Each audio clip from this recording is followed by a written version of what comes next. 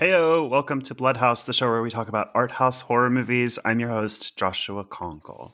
And I possess the hands of a killer, Drusilla Adeline, who is a killer and who is dead, and now I possess the hands of her. So now I am here to co-host a podcast, as these hands won't make me stop doing.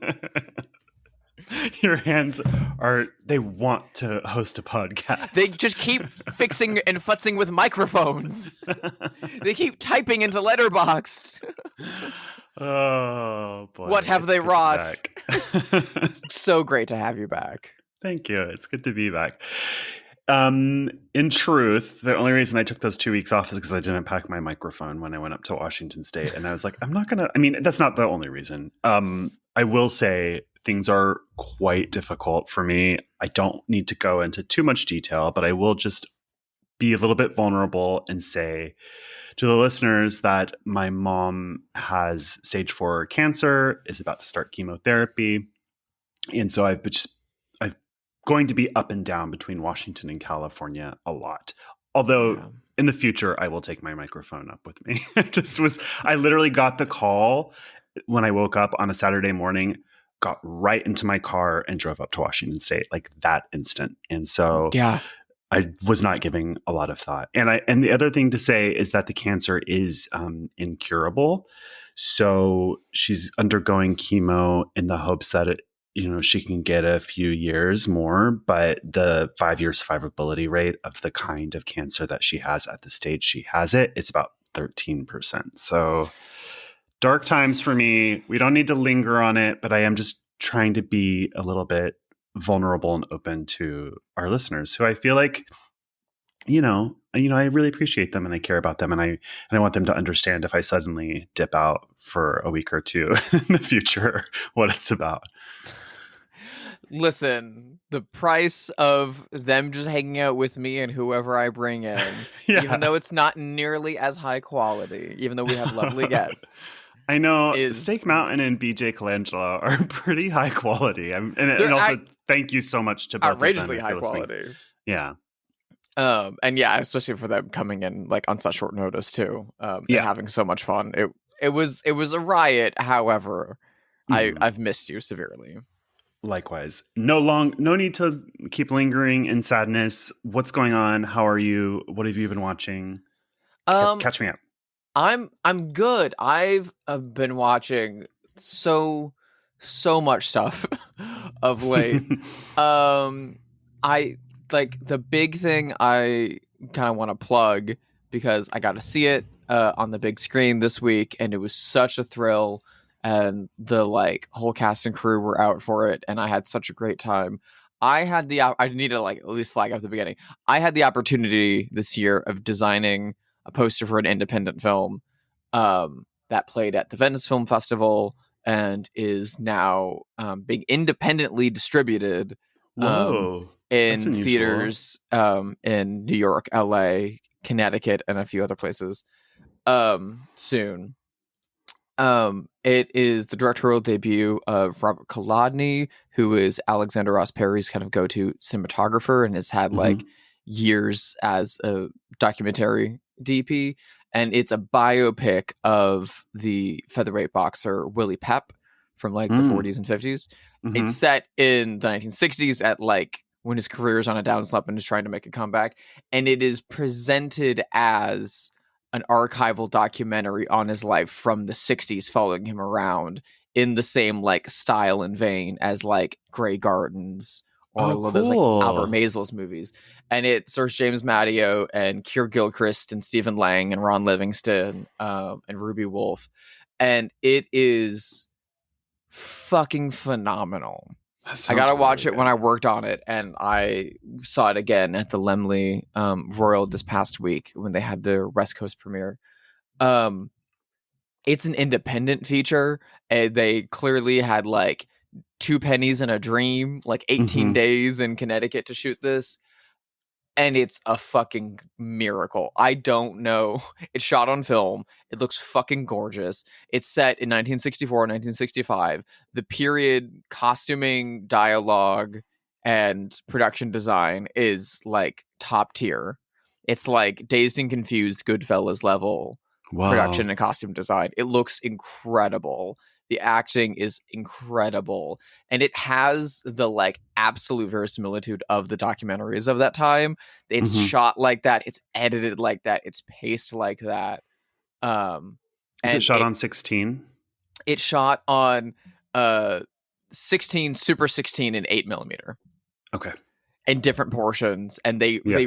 they like intercut actual archival footage of Willie Pep's fights with footage that they shot of actor James Matteo in the ring on Super 8 that's then been like fucked up and matches perfectly. It's seamless.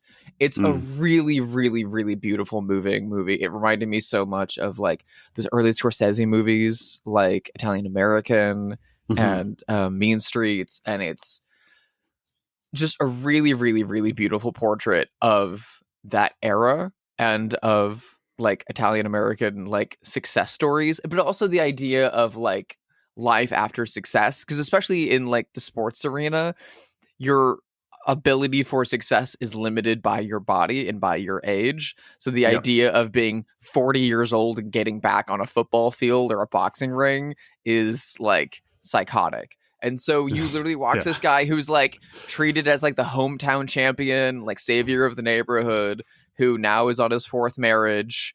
His son's addicted to heroin, and the only money he can make is by doing like signing arrangements, like That here sounds and really there. good. It's so outrageously beautiful. The director's background is as a cinematographer, and the cinematography of this movie is by his brother Adam Kolodny, and it's stunning. It was a labor of love for like the past like 15 years from the actor James Matteo, who's just been researching Willie Pep, and he's got such like great like young Joe Pesci energy in this character. It's really, really, really great. And I deeply love the commitment to not only making this movie independently, but also after it played Venice and it got rave reviews, the only people that gave them distribution offers were for streaming, and they didn't want that. They wanted people to be able to see it in a theater. So they're releasing it themselves at Lemley's in here in Los Angeles. It played a run at the Quad Cinema in New York, and it sold out so much that they held it over a few more weeks. Wow. It's because Willie Pep is a like Hartford, Connecticut like hometown kind of legend. It's playing at AMC's across the state of Connecticut. I'm very, very proud to have been able to be even a little bit involved in the marketing for this movie, but end all be all, it's one of the best movies I've seen this year. It's What's like it called? The Featherweight. The Featherweight. It's really, really good. It has the look and feel of all of the new kind of Sean Price Williams or oh god, the brothers that made Uncut Gems. The Safdie brothers. And like, if you like the Safdie brothers, if you like Alex Ross Perry, if you like the work of Sean Price Williams, if you like John Cassavetes, if you like early Scorsese, or Albert Maysles movies, D.A. Pennebaker movies, this is right up your alley. It's one of the best dramas I've seen this year. I don't really go in for sports movies, and I fucking love this. Ruby Wolf, who plays his much younger actress wife, who is like whisked out of New York and stuck in Connecticut living with his mother, is fucking phenomenal. She like jumps off the screen. It really feels like when young Julianne Moore was in that Vanya on 42nd Street film in the early 90s. It's got that same energy where you're like, who is this? Like I was blown away, and getting to see it in like a beautiful theater at the Lemley here was just phenomenal. Highly recommend it. It's not horror, but it's absolutely art house. And it's like very accessible and very fun. It's the kind of movie that if it came on TV, your father would walk in the room and then stop, put his hands on his hips, watch a little bit for 40 minutes standing there, and then go sit down and watch the rest with you. It's really, really good. It's really, really compelling. I think people are going to love it. That sounds It good. just needs to find a home. Yeah. Yeah, I really, really loved it. I can't recommend it highly enough. What about you? Have you been watching anything really I good had lately?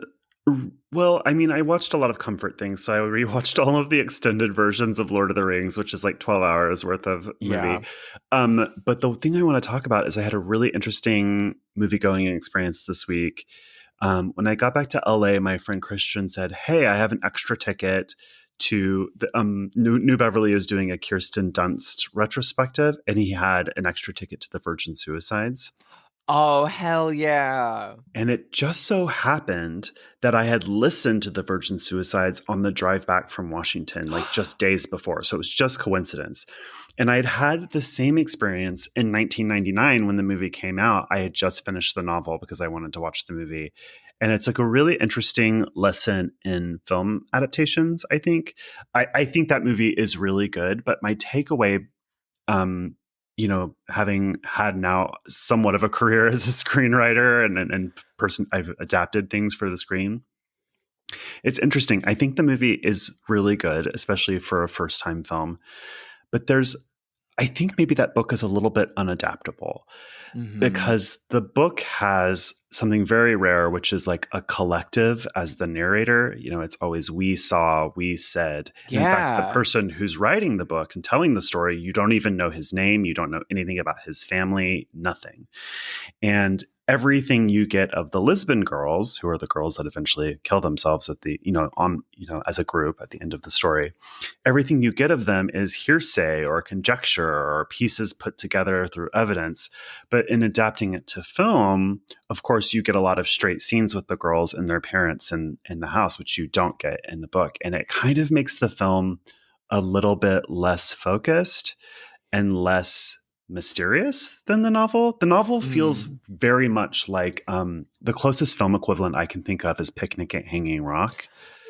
Yeah, Because that's you're exactly always what I like, think of when I think of that movie too. You're like, what happened? What happened to these girls that made them do this? It doesn't make any sense, and it's like frustrating in a way that I don't know, really cool and interesting. And the movie doesn't really feel that way to me the way that the book does, because we get so much time with the girls. And then the other thing I realized is like reading the book and then immediately seeing the movie, I was like, oh, this story is actually about the boys. The story is not about the girls. It's like very specifically a book about becoming men and the ways that women and your observations of women change the trajectory of your life as an adult man. And so I don't know, it's just like a very interesting experience. But I do really like that movie. I love Sofia Coppola. I love, love, love Kirsten Dunst. I hope they show her Architectural Digest tour, which I'm sure they won't. It's like one of my favorite things ever. She has a beautiful home. And she has her interior designer in the video with her, which she's the only one who's like ever done that. And it's just very classy. Yeah. That's very classy. Well, so many people love to be like, well, I did this and I did this and we found this piece of driftwood and decided, what if it's a table? And like, you paid someone to do all of this. Yeah. So she used Jane Holloway, who's like a very beloved Los Angeles designer, does a lot of Gothic stuff, trades in a lot of antiques. So she talks about how she and Jane, it's always like me and Jane both love like things that feel a little haunted or a little sad. So her house is like a little bit gothy in a classy way. And then she also talks about how she started working with Jane when she was just 18 after making Spider-Man money. And so Jane kind of taught her about all of these things. She's like, I didn't know if these things existed until Jane. And so they have this like 30-year relationship as like client and designer, and it's just really cool to watch. And I don't know why. Once again, I've turned our podcast into an interior design podcast. But you should watch You should watch Kirsten Dunst Architectural Digest tour. It's very good. Architectural Digest should make 35mm prints of that walkthrough so they can screen it at the New Beverly. At New Beverly, they should. Well, here's the other thing. It's like very few of them are any good, the celebrity ones. Like their taste is so bad. Like who was it that just saw, I don't know, one of the most recent ones was just like Oh, it's Jennifer Garner. Her house is disgusting. It's like a modern farmhouse mansion. It's like, how did this Ugh. even get an AD tour? It's so blah. Like farmhouse is definitely the style of the 2010s. And it's over and we're not doing that anymore. So if you're listening to this, no one who listens to our podcast would have this, but if you know someone who has a live, laugh, love sign or like a sign that says eat in their dining room or something like that, Oh you have my to go in there God. and take it down, get rid of it for them. Does You're Jennifer doing a Garner service. really have that? Oh my God. It's basically that style. It's like a rich person's version of like home goods decor. You know, so shitty. God, I remember walking around Home Goods recently because like they've got all their Halloween stuff out, and I was like, this is like every girl that I know back in the Midwest that when they reach like 24, 25 and they get their own apartment, get their own house because they get like a salaried position, they start like deciding that I'm an adult now. I need to have an adult identity. It is truly like, what did I find at Home Goods? Yeah. It's just Home Goods plastered over a house, and it's depressing. It's like the a fucking like other Sims template. The other in 2010s like design style that kind of goes along with it is like cheap glam style. So like pink tufted sofas and like mirrored trays with brass handles and just like kind of a cheap version of Hollywood Regency design, you know? Just like bleh. It's a lot of that all over Glendale right now. Yeah, because it looks classy. It's shiny. Yeah. It looks expensive. Yeah, sure. Anyway, I live in a house that's basically wallpapered in vintage movie posters. I have That's no room beautiful to me. talk. No, I love your posters. It's very grown up dorm room that's got like goth by way of like high school, like a Midwestern basement in the 80s.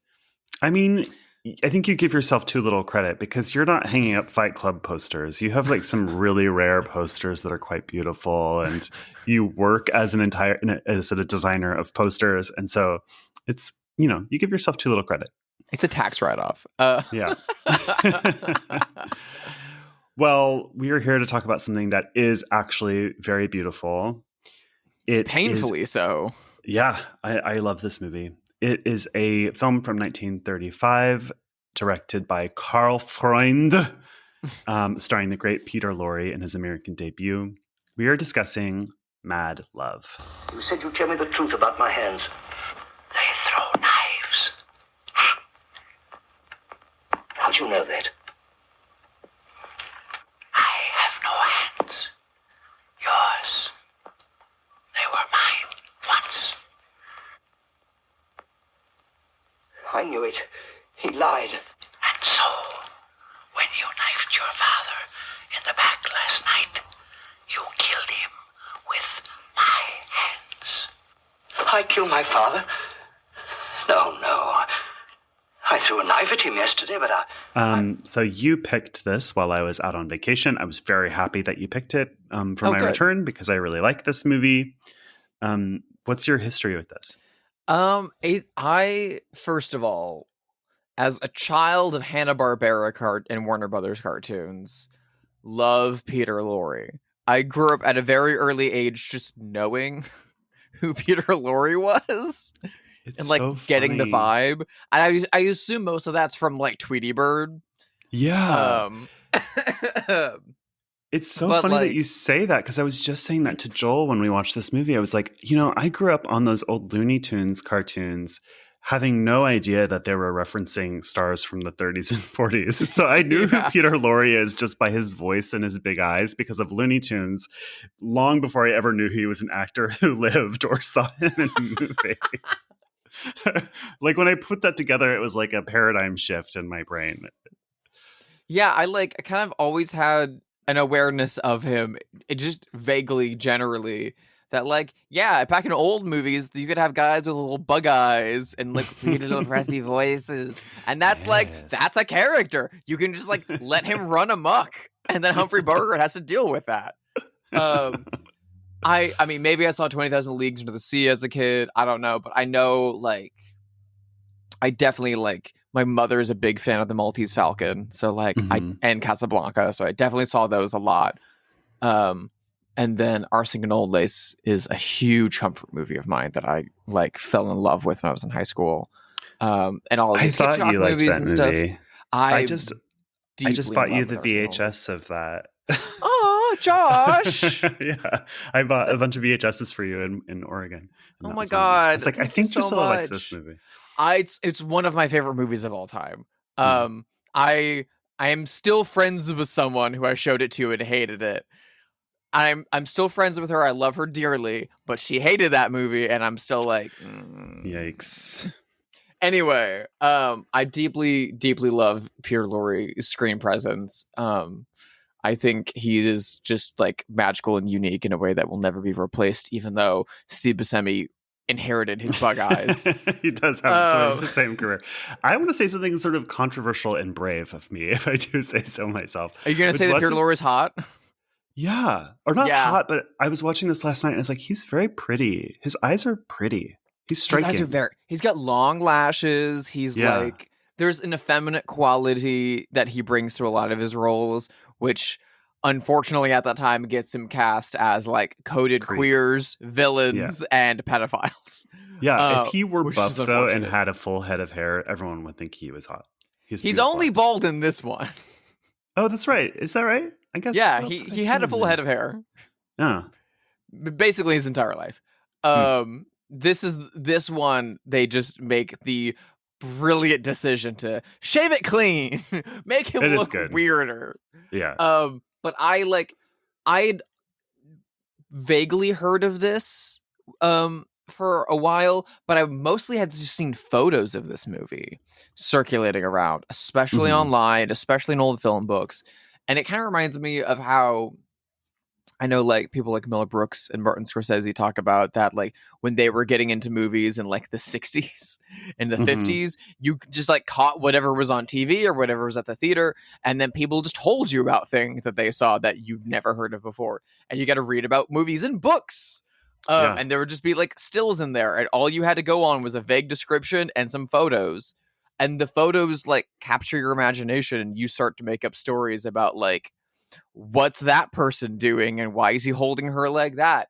And so I would see all of these photos of bald Peter Lorre with big bug eyes and a like big fur coat, or like some with these crazy metal gloves and little glasses and stuff. And I was like, what in fuck is this movie? And I avoided it for a little while because it was kind of hard to get. But also because I was afraid that like whatever the movie was, it wasn't going to live up to whatever was in my brain about those images. And I'm so glad I finally watched it a few years ago because it's better. This is I'm such a big sucker for like pre-code and like 30s era horror. I love the Universal Monster movies. I love those Val Lewton movies so much. It's like my perfect cozy like spectrum of horror that like still actually scares and shocks and is genuinely weird but has big budgets to it and feels like a proper movie. And this is the most pot boiler one of those ever. It feels like they took every possible concept and cliche in the book and shoveled it into one movie in a 68-minute runtime. So short. Release it to the audience. It's one of the few movies that is about and references the Grand Guignol theaters of France that actually nails the aesthetic and vibe of a Grand Guignol story. Yeah. It doesn't have the blood and gore of like Herschel Gordon Lewis, but it has the storytelling and insanity of that, which I just deeply, deeply love. How you've seen this before, right? Yeah, but I only saw it in like 2020 when former guest and friend Dylan Dawson had a movie club in the pandemic. This is a very Dylan Dawson movie. Yeah, and this is one of the movies that he showed in that club. And so I thought it was great, and I still think it's great. It's very rare that I watch movies this old, frankly. It's sort of outside of my wheelhouse, but I do enjoy them when I see them. I just don't often seek them out. So anything before the 50s or 60s is a little bit of a blind spot to me generally. I'm not sure that this is pre-code because this came out in 35 and the code started in 34. Oh, that's So true. I was I curious think about whether or not it was. this is the weird era in which like the code was implemented, but it like it wasn't fully acted on yet. Like Joseph Breen wasn't actually like didn't have an office yet. And so it's like kind of squeaks in some fucked up things and some fucked up ideas. But significantly it has some more code than a movie. Trademarks too. It like does it have has some code trademarks. Like he's killed at the end. You know, the enemy is dispatched, which is like a major Hays Code thing. Like I love that when they adapted the play The Bad Seed into a film during the Hays Code. It's a straight adaptation of the play, but the little girl, you know, the little girl sociopath wins at the end of the play, and so they just added a scene where she gets struck by lightning. She just gets struck by lightning. It's like that's so Hays Code. And God said, "Enough of that now." Yeah. But that was one of the things about the Hays Code is that like bad people had to be punished at the end of the movie. I will say not all of the bad people are punished in this movie. And additionally, in a way that like a 40s movie would punish them even further. And additionally, the way in which the bad person is punished in this movie feels so complete and natural within the structure of the storytelling that it doesn't feel forced. It doesn't feel... No, it doesn't. Like some like archdiocese Kate walked in and said, "For the love of God, please." I wonder if that's the ending of the novel that this is based on. This is based on a book called The Hands of Orlac. Yeah. And so I wonder if that's the ending of that too. It does feel natural and organic. It really does. I have not read The Hands of Orlac. Me neither. By Maurice Renard. Which feels like a fake name. I mean, it does. Being the French word for fox as your last name. Okay. And this isn't even the first adaptation of it. There was a silent adaptation in the 20s. There was a later version. Veidt. Yeah, there's a later version that had Christopher Lee in it. You know, it's kind of a common story trope. There's weirdly a lot of horror movies from that era, from like the 20s through the 40s, that really focus on hands. And I don't know why. I mean, like, obviously now it's a big parody. The grafted on torso of a killer. Now I must kill. Is like, there's the fucking Simpsons one where he gets Snake's like hair transplant. I was just about to say there has got to be a Simpsons Halloween special of this story. There is. I can't remember it. There is. He starts like slowly turning into Snake and talking in the accent. Isn't there a 90s version of this story too? And what's his name who does the voice of Chucky? Brad Dourif. Brad Dourif is in Body it? Parts. Body right? Parts. Yeah, Body Parts is the story too. It's like, it's a really popular, I mean, the like My Body's Not My Own body horror theater, which like has evolved and I think gotten better over time. I think the idea of like, I lost my hands. These are the hands of a murderer. Now I must murder is very operatic and very Grand Guignol theater in a way that's kind of detached and I don't feel like works super well in movies. And so like part of the reason I avoided this is because I don't like that kind of a plot typically. Weirdly, this is one of two Peter Lorre hand obsessed horror movies, because there's also the movie about the disembodied hand that goes around killing people, The Beast with Five Fingers with Peter Lorre, which is great. But the amazing thing about this movie is that's like the B plot. True. It's like the central focus of the book that it's based on, but it's like this movie has so much going on. So how do we recap this? Yeah, it kind of feels like a season of American Horror Story, but good. And it's only an hour long, so it's chock full. But we open on a young woman named Yvonne backstage. She's an actress in the the Théâtre des Horreurs, which is based on the Grand Guignol theaters of Paris. She's giving her last performance because she has been married for a year, but her husband is a famous pianist and he's been traveling. He's giving his last concert and they're going to run away to England together. So she's going to retire from acting. There is somebody who rents out a box at the theater every night because he's obsessed with her. And that is Dr. Gogol, played by Peter Lorre. He's in love with her and he finally comes backstage to meet her, only to be horrified to find out that she is retiring and it's her last performance.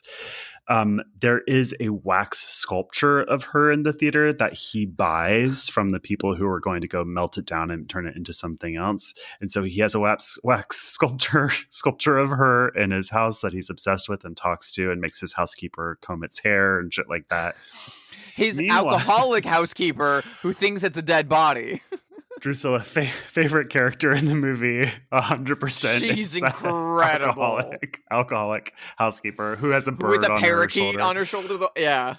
Love her. Love her style. That was me in 2019 before I found AA. And just puttering around my house, talking to inanimate objects, seeing double vision. So the pianist is on a train accident. Also on the train is a serial killer who happened to be a knife thrower for the circus. There's a horrible train accident. The pianist's hands are crushed. Yvonne, this is the husband of Yvonne. She's beside herself, so she begs Dr. Gogol, who she knows is in love with her, to do something about it. He gives the pianist the hands of the serial killer knife thrower, and it all goes downhill from there. I mean, that's pretty good, right? Yeah, that's very good. There's so much going on. There's a great moment in which Peter Lorre is talking to the other surgeon at his clinic. About her husband, and he's like, did you tell him that you gave him the hands of the serial killer? And Peter Lorre's like, no, I wouldn't do that. That would make him start going on a homicidal rampage. Like the thought of wait a minute, I should tell him that, and then he'll get locked up and I can have his wife. Yeah. And I'm such a good guy because I did that surgery for her. I also love his clinic is for children. Yeah. He's doing crazy experimental surgeries in his house on children. I also love what you say about oh no, if I tell him, he'll start doing murders. It's that's just science in the world of this movie, obviously.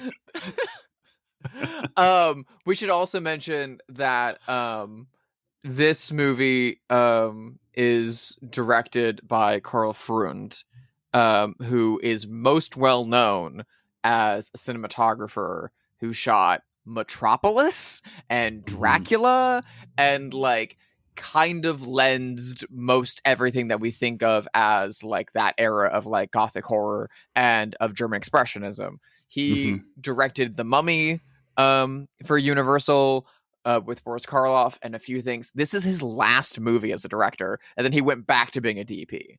I don't know why. It's a magical vision that he has. The way that Peter Lorre's clinic and house looks like a Hollywood budget version of Dr. Caligari is insane. Yeah. There's a point where beautiful. He walks into his little very Dr. Phibes chamber where he has the wax sculpture and then an organ and a bunch of candles, and the door that he closes behind him is big classic Gothic oak door with a bunch of squares on it, but they're all misshapen, just slightly. And the clinic in his house where it's full of sick kids recovering from surgery moaning, just full of children crying, has all of these Caligari Tim Burton-esque windows that are all weird polygons and stuff like that. And I'm you have children just crying in the scariest room possible, and then you have Peter Lorre leaning over them whispering, you're going to sleep tonight, it's not going to feel pain anymore, you'll be able to walk again. I don't do it for the money. I love your Peter Lorre impression. You're pretty good at impressions in general. I put around my house just doing impressions to myself. So this movie does have some elements that feel like children's stories a little bit because, for one thing, the actress who plays Yvonne also plays her wax sculpture. So whenever the wax sculpture her, is rarely actually a wax sculpture. It's usually just her standing still. trying to stand very still. And at the end of the movie, Dr. Gogol comes home and he's having a conversation with the wax sculpture because he doesn't realize that Yvonne is pretending to be the wax sculpture.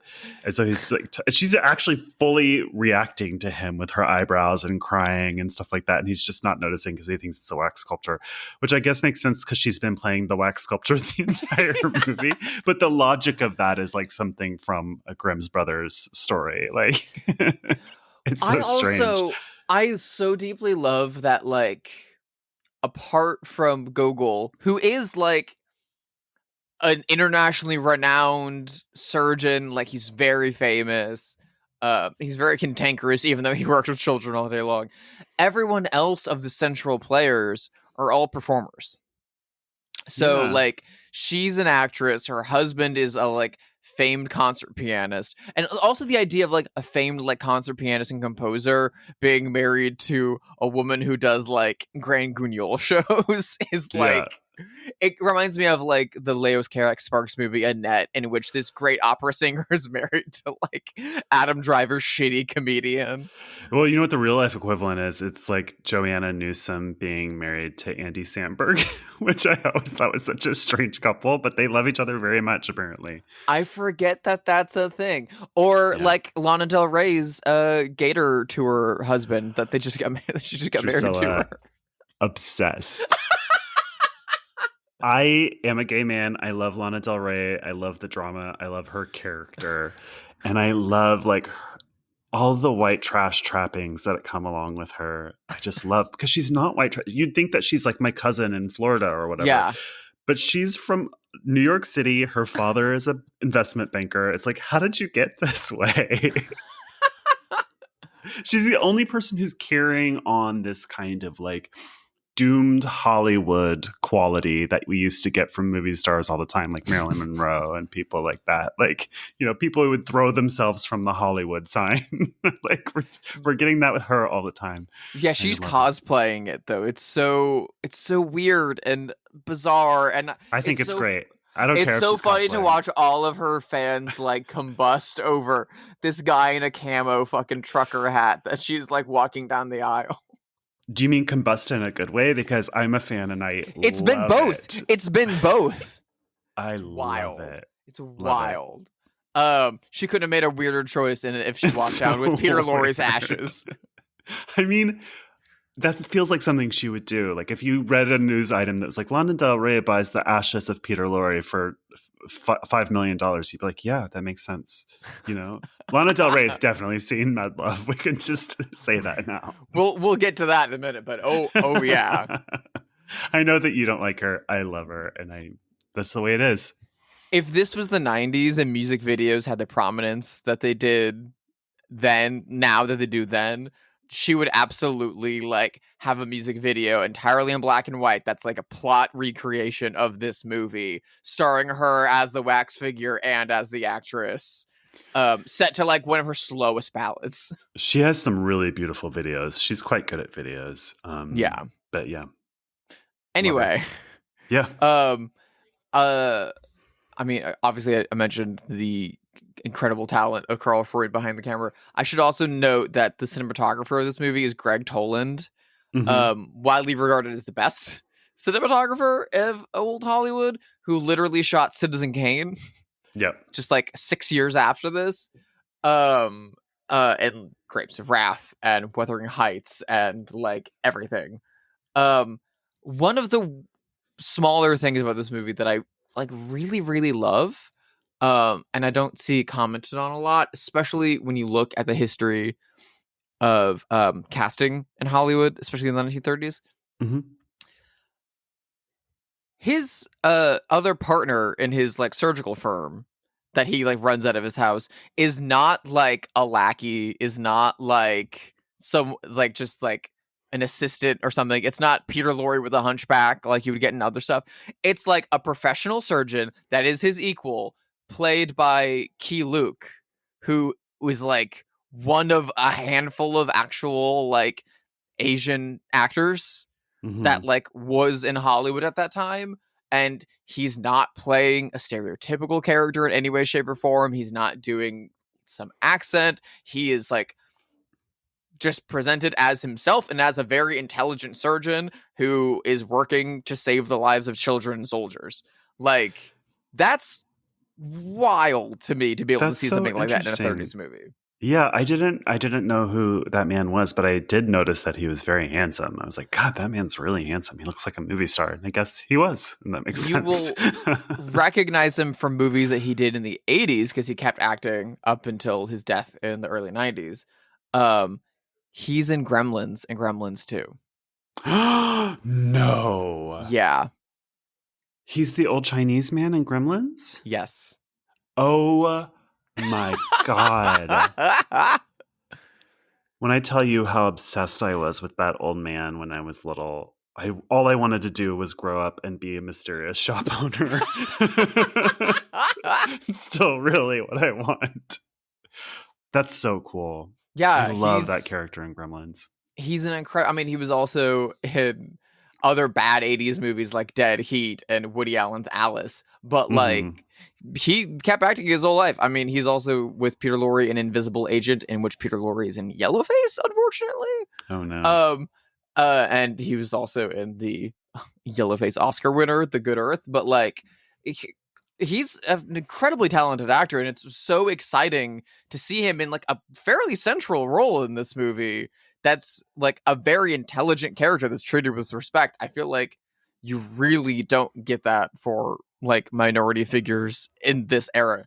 I mean, this movie opens with like the main character's assistant dresser saying that Peter Lorre's character, Dr. Gogol, has a weird foreign sounding name that can't be trusted. So like the vibe is there. Well, it's also like, this is France and there are barely any French characters in it, right? Like, there's an American journalist. Yeah. That, you know, like, the killer Rollo is American. Yeah. The housekeeper has a Cockney accent, despite, I guess, being French on paper. I don't know. So Peter Lorre is French German, but Gogol feels like vaguely like Eastern European. I mean, like Gogol Bordello is all I think of whenever I hear his name. Me too. Yeah. I mean, we do get the one guy on a train who sneaks a small dog in a basket that spends the entire train ride slicing salami into his mouth. I know. I will say, I enjoy salami too. For those that check said website, doesthedogdie.com, the dog that is in a train accident survives. The dog reminded me so much of Muffin from Friday the 13th Part 2. Muffin. That and also the dog from Silence of the Lambs. It's just a sweet little white dog. Princess, is that dog's name? It is Princess. Oh my God. And that dog actress is also in The Burbs. I just love the super heady atmosphere of this movie. I think it is so beautiful and intoxicating, and I love stories that feel like someone rambling on and crammed as many ideas into the shortest amount of runtime they could. Not in like a megalopolis, like I have a 3-hour epic to tell you with all of these threads that don't add up, but more in a like, so this happened and then this happened and he knows her through this way and it's over, but it actually like ties up really nicely. He like also like usually in movies like this, the like I have inherited the hands of a killer usually means my hands must strangle. It's a knife thrower. So he must throw knives. That's very specific. Which feels less like a hand thing and more like an arm thing. Yeah. Yeah, I mean, I meant it when I said that this feels like an episode of American Horror Story if it were good. And then I remembered that there is one season of American Horror Story that's really good, and it's season 2, Asylum, which has all of these crazy stories, and you're like, how are they going to tie this together? And then they do. It completely lands the plane. It's the only one that lands the plane, and it's in a mental hospital, so it has a lot of the same aesthetics as this.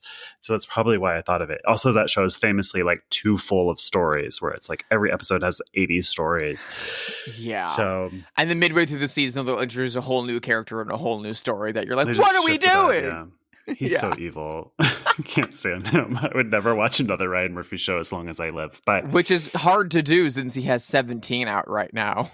I know. I was just saying to my friend in the car, I saw a billboard for Grotesquerie, and I was like, what do you know about that show? Because I love Niecy Nash, and she's the star of it. And he's like, oh, it's Ryan Murphy. And I was like, ugh, never mind. Yeah. The posters and billboards are beautiful, but there's like, he has that. He also has American Horror Story, and then there's also Dr. Odyssey, and there's also 911, and there's also the spin-off to 911, and then there's like... Sports Story is coming soon. Yeah! The Menendez Brothers thing. The Menendez Brothers thing, in which one of the Menendez brothers is like threatening legal action against him. Yeah. Well, the same thing happened with Dahmer, too. I think a lot of the real families were really upset. And it's like, I don't know. This feels like... I'm not a moralistic person. I don't like to moralize. And I find people who do often to be sanctimonious. But in this instance, I'm like, maybe we should respect the families of these people. I mean... Maybe, just maybe. Did we talk to the families of Rollo and Dr. Gogol's victims before making Mad Love? No, they didn't. Yeah. And but that's I think an issue.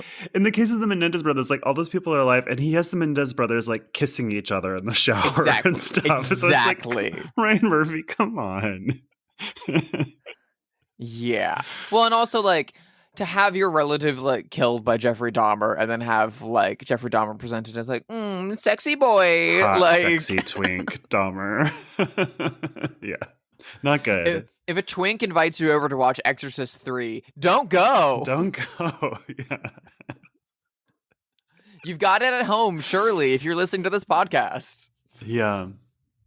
I feel like we should, at least before we step away, mention the most famous look of this movie and one of the craziest scenes in which Gogol, rather than just telling him that he gave him the hands of a killer, decides that he's going to dress himself up as if Rollo was still alive, which also the weird B plot that the drunk housekeeper who thinks that the wax sculpture is a dead body and the stupid American reporter keep getting their wires crossed.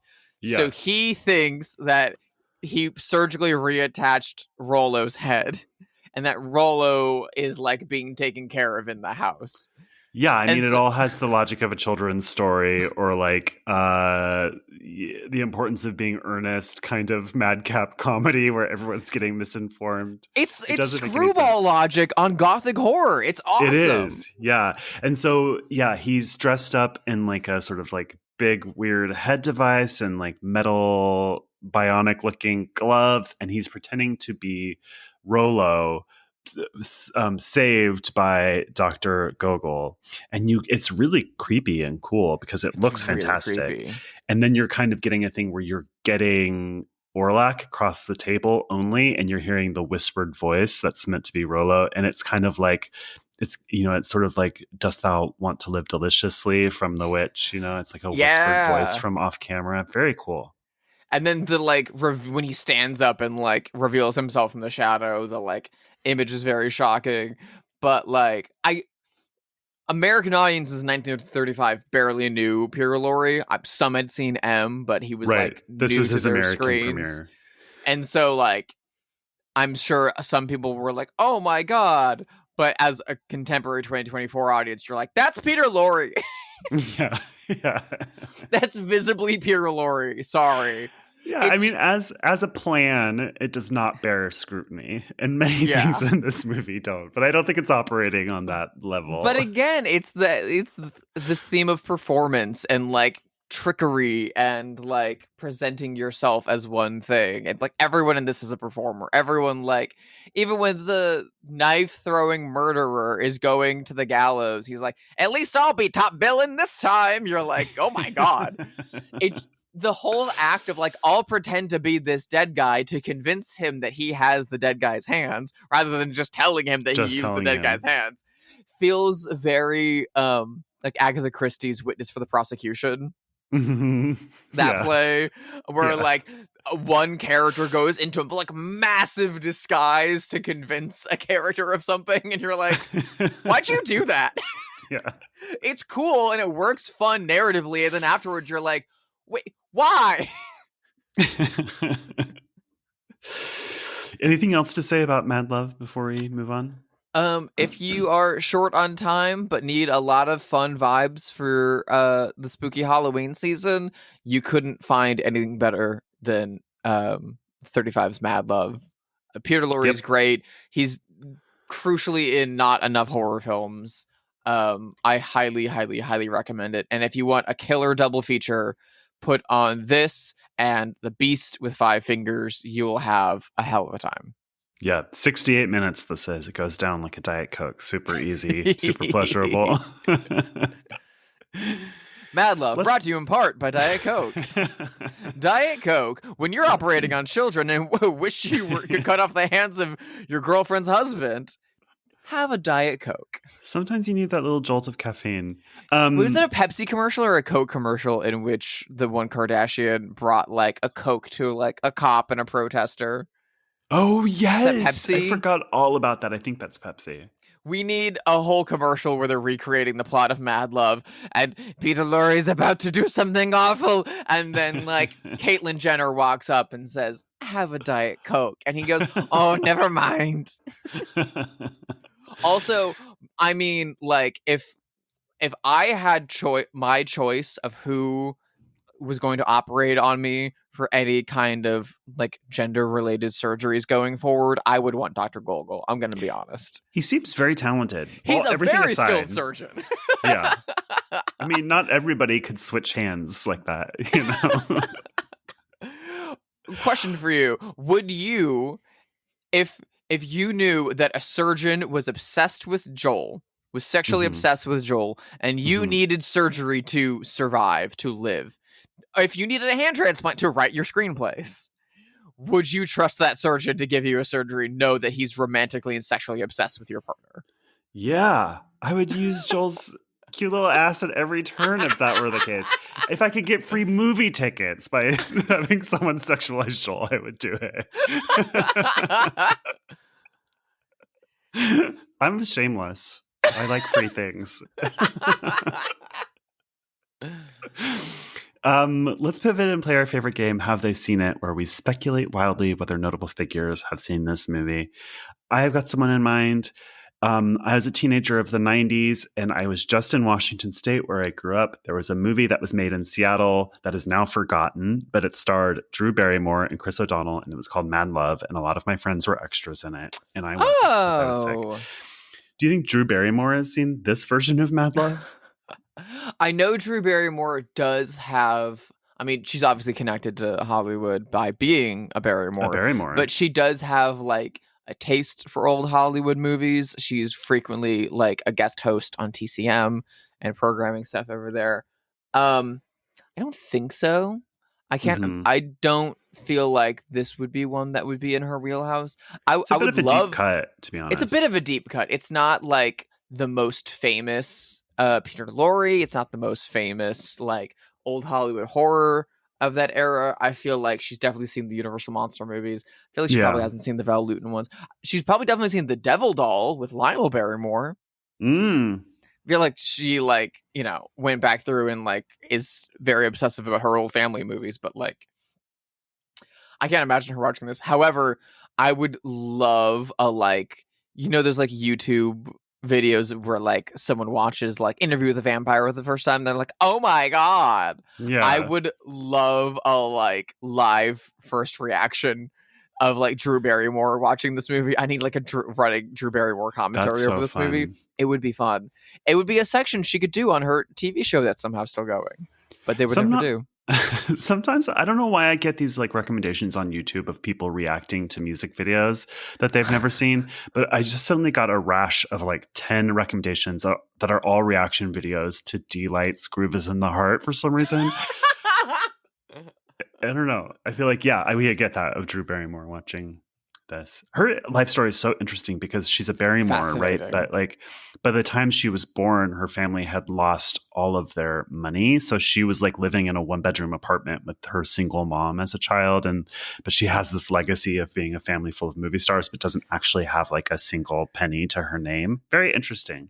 Very fascinating. I have a lot of respect for her in that realm of her life, and as a producer and stuff like that. She's made like some incredible projects happen, and like we have Scream and Charlie's Angels to thank for her. And like, well, also just being sober. I mean, that's a miracle. I mean, as a sober person, she was doing cocaine at 12. You know what I mean? Like, yeah, she had a really wild life. So to just get over that hump is like pretty remarkable too.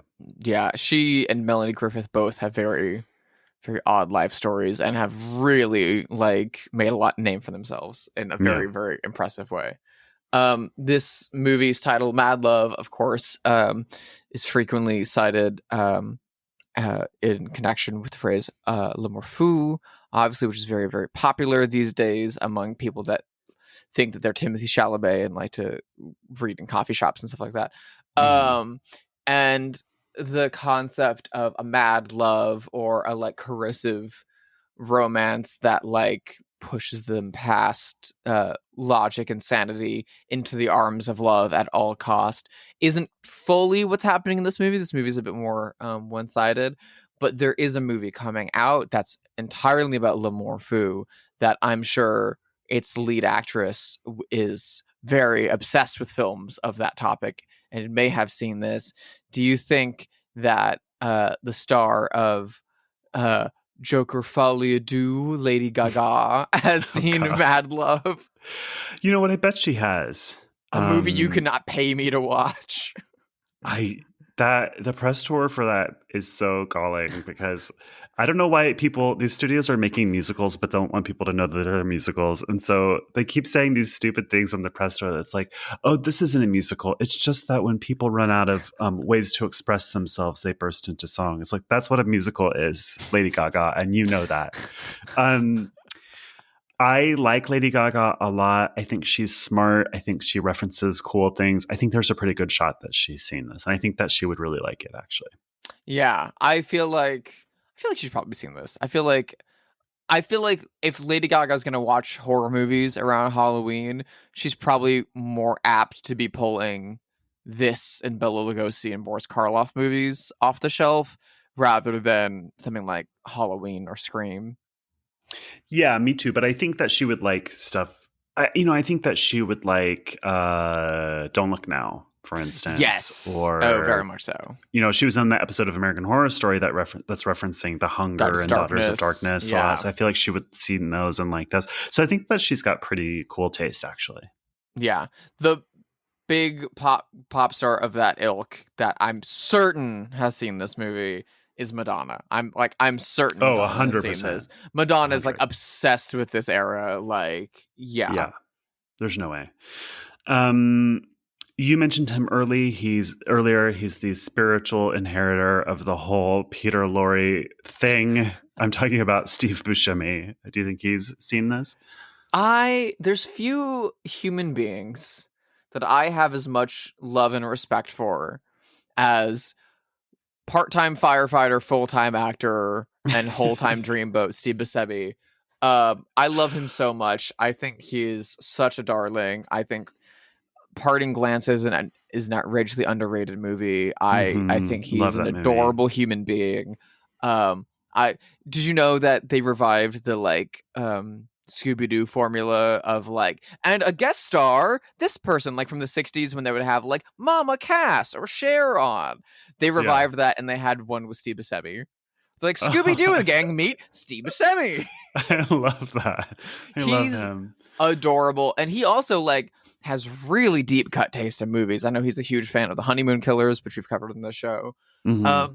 Yeah, I feel like he's seen Mad Love. I feel like he's friends with like Tarantino and Scorsese enough that like that would be like in his wheelhouse. And I also feel like he would get enough Lorre comparisons in his life that he'd be like, let me give him a watch. Yeah. He's famously a fan of. He's also a very talented film director in his own right. I know he's a big fan of European art house movies from the 60s and 70s, and I know he loves weird deep cut genre movies. So I feel like he would dig this. I wonder what it feels like to be somebody like. We both love Steve Buscemi. We both love Peter Lorre. To be somebody who's famous for people thinking that you're ugly or creepy, you know what I mean? That's kind of feel weird. I guess you just learn to embrace it and get over it, but it's a strange thing. I mean, Peter Lorre unfortunately never really had the like star turn as a romantic lead, which is unfortunate. Buscemi has. I mean, like Parting Glances, he's a like tertiary character, but he's kind of in that role. He's, I mean, frequently like second or third banana and stuff like that. But I mean, he's at least alive now to see that people on Twitter lusting after him in Airheads. So he's objectively hot in Airheads. You can't say he's not. He's objectively hot in Parting Glances. You can't say he's not. Like, yeah, it's true. Oh my god! I hope he's seen this movie. I think he would enjoy this movie. I think it's a bop. This of course came out in 1935. We were importing a lot of talent from Europe at that time to America. Obviously, a lot of them were fleeing Europe at the time for obvious fucking reasons. And so there was a huge influx of great European talent in front of and behind the cameras in America that kind of changed Hollywood for a little bit and then integrated within it. And so Peter Lorre being like fresh off of M and like Hitchcock's The Man Who Knew Too Much, like of course would get pigeonholed into a genre role first before expanding outward and being like just a general character actor, being able to like play off Bogart and stuff like that. But there's another incredible actor from that era that had a similar early trajectory, came to America, got big leading roles as creepy genre men, and then like tried to just be a general character actor and was never able to make it fully stick. And that is the late great Bela Lugosi. Do you think Bela Lugosi saw Mad Love? Do you think he was jealous he didn't get to play Gogol? I think he probably did see it. I wonder how much he actually liked horror movies, because it feels like, to your point, maybe he tried to escape them in the way that someone later, like Jamie Lee Curtis, tried for a while to escape them and then embraced them later on. But yeah, I know he did a lot, and he was very happy for the work. I mean, he's got like character roles in like Ernst Lubitsch's movies like Ninotchka and stuff like that, but for the most part, Bela Lugosi being in a cast usually means that Bela Lugosi is going to be there to be a little creep. He's a vampire. Yeah. Yeah, right. Meanwhile, Boris Karloff can show up in Scarface, and that's fine. Yeah. But Boris Karloff has a huge affinity for the horror genre and was like very happy to be a part of it. I think Lugosi was, but I'm not certain. Bela Lugosi was very handsome too. Like, he didn't need to play creepy people. He's not like Peter Lorre. You know what I mean? Like, he's a conventionally attractive person. But again, it's the kind of like general xenophobia that would go into making those movies of like, he's got an accent. Yeah. But I think he would see this just from being in the business around the same time, don't you think? Yeah. I know Lorre eventually later in life would work with Karloff and Vincent Price and stuff like that. They would do those Roger Corman movies together. It's a shame he never got to do something with Lugosi, because they have very similar vibes and would have been incredible together. Lorre is obviously in Arsenic and Old Lace, in which one of the main characters is implied to look like Boris Karloff, and Karloff did that role on stage every night for years, but didn't get to do it in the movie. And like, the idea of getting to see a version of Arsenic and Old Lace with Karloff and Lugosi would have been so fucking fun. Cool. Like, Bela Lugosi in the Peter Lorre part would have been like so fun. But Peter Lorre is so fucking charming in that movie, and getting to see him and Cary Grant together just makes me smile like endlessly. Yeah. Well, I think that's it for this episode of Bloodhaus. Please rate it 5 stars wherever you listen to podcasts. You can follow us on Instagram or X at Bloodhaus Pod. Drusilla, where are you these days? You can find me and a bunch of my work over at sisterhidedesign.com. A lot of people have been purchasing Cure and Rolling Stones prints from there of late, and thank you so much for that. I deeply, deeply, deeply appreciate that. They take up so much space in my house. Please get them out of here. And as well as that, there's a lot of new work up on my website. I've got multiple new pieces for the Ariana DeBose horror film House of Spoils up on my site, which comes out this week, so be sure to check that out. Obviously, the Featherweight artwork is up there if you're interested in that. Check your local listings. You can also follow me on Instagram if you look for Hyde Sister, or if you go to Sister Hyde or Drusilla Adeline on Letterboxd, you can find me over there, and you can find what I thought of My Cousin Vinny or the Louis Malle erotic thriller Damage. What about you, Josh? How can people stare at your wax figure from afar? I am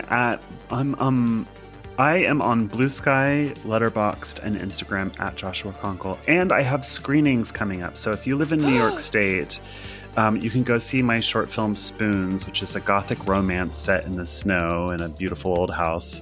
You can go see it at the Sleepy Hollow Film Festival on the weekend of October 11th, or you can see it at the Big Eddy Film Festival, also in upstate New York, the weekend of October 18th. Hell yeah. Yeah. So what are we watching next week? It's a brand new movie that we're both obsessed with, and it went straight to the top of the list as soon as I was back. Next week, we are getting out of all the black and white catacombs and cobwebs that I've had us in for a minute. Enough of all these musty, dusty old movies. No one needs that. We want youth. We want vitality. We want to be young again. How can we make ourselves rat green? Because we're going to inject ourselves full of the substance, baby. I wish we were recording that right now because I love it so much. I'm going to go see it in theaters again to get myself ready for that. I am too. Can't wait. See you next week. Bye-bye.